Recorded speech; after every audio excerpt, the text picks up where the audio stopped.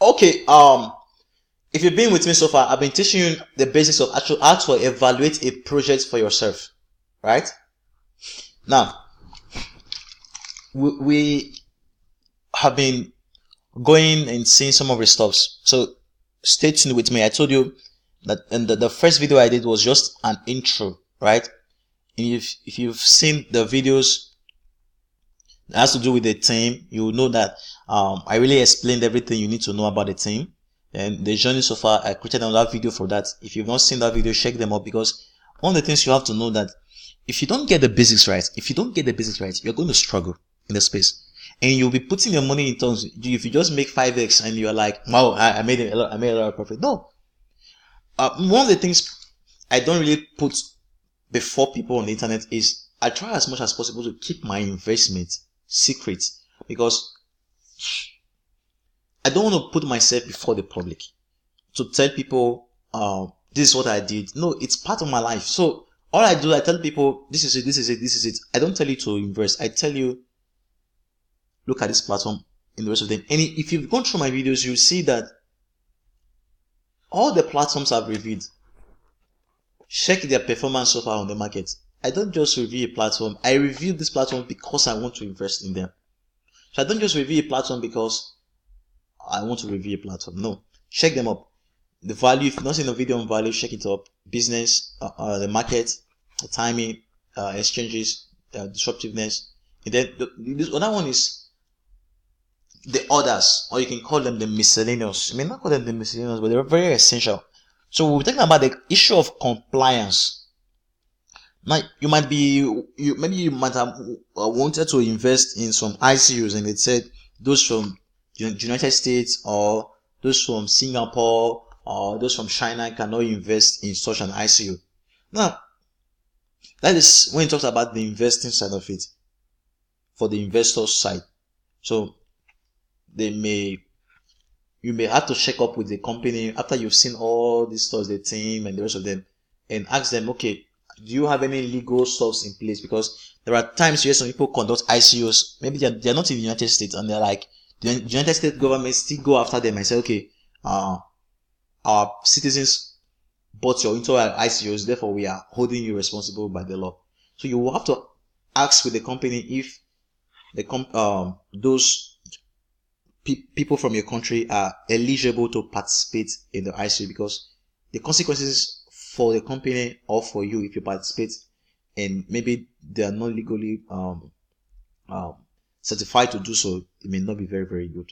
So you have to ask with the company about the investor side of it. Now, another part of the issue of compliance has to do with is the company per se now that needs this money. Because in some places like United States or some countries, before you ask the public to launch to give you some money, because you're trying to raise some money, you're soliciting for funds, and you have to fulfill some legal requirements so that you don't run away with people's money. So you have to fulfill some legal requirements per se. So you have to keep that in mind. And then that is for compliance. So you have to the company have to speak with the lawyers and the rest of them to see if they comply. Like there are different platforms like Bitcoin, Sushi, and the rest of them. You make sure that the ICO you are participating in. Let's see something so we can actually explain that point very well.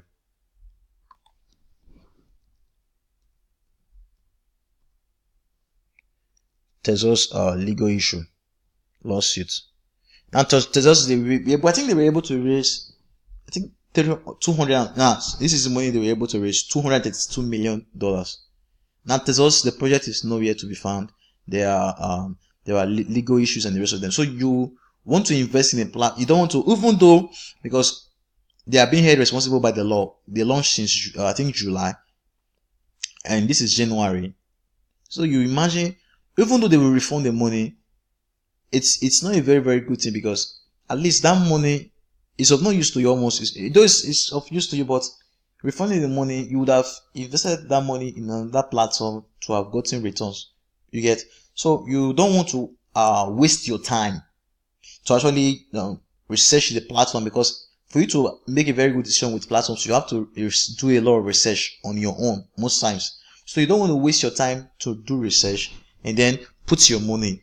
Then you will not have issues with compliance when it comes to the legal side, suing and the rest of them. No, you don't want to have such a thing. So you want to keep that.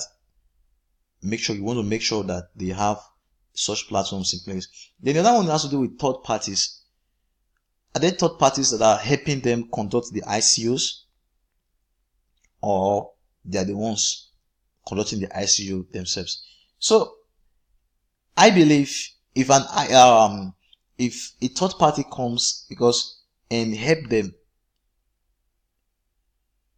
conduct this ICO, people will have more trust in these platforms, because it will no longer be something like, because there's times where you see an ICO platform just to raise money, and next thing you see, the website is shut down. So you don't want to do all your research and the other stuff and discover that maybe they mismanage. Sometimes these people, they mismanage the funds because they are the ones who have the money, so they can do anything they have with the money, and before you look, they abandon the project, and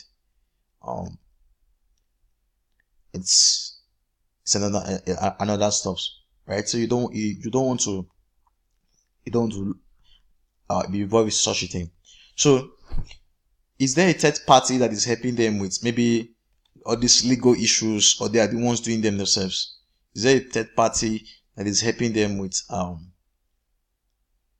conducting the ICO, or are they doing them themselves? So there are many third parties that those are ICO campaigns and themselves. One of them is Kick ICO. They help people with ICO. So you are raising a platform, you are raising money through this platform, and you are sure that your money is safe because this platform is serving as an escrow. And you can see some of the ICOs they've been able to help. You have INS.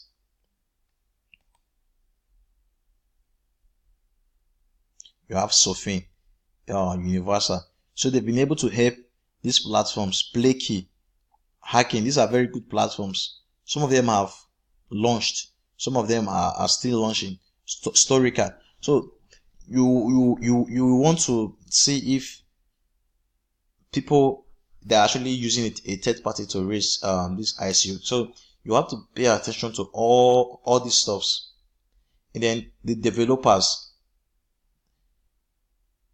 because when you're talking about the blockchain stuff, who are the developers in it? Though it's part of the team, but you still have to check who are the developers that has to do with things. Then you talk about the government. What is does the government have support? Maybe with the legal side of it. And then there are some projects that the government backs up, like Power Leisure, like Elatos, like there. Let me see if I could bring some projects to your notice. Like Elatos is the government of China invested some of their money into this platform. And then you now talk about Power Leisure. Power Leisure, the government of I think Australia invested some of their money into the project. There are many projects. So if the government, what kind of support does the government have? Does the government have a support with them? Okay, if the government have a support with them, in what way? Is it financial or legal and the rest of the stuff? So you want to make sure those things are in place. So do not go anywhere. The next one will be talking about the token distribution and how you can actually evaluate that stuff. So guys, do have a very good day.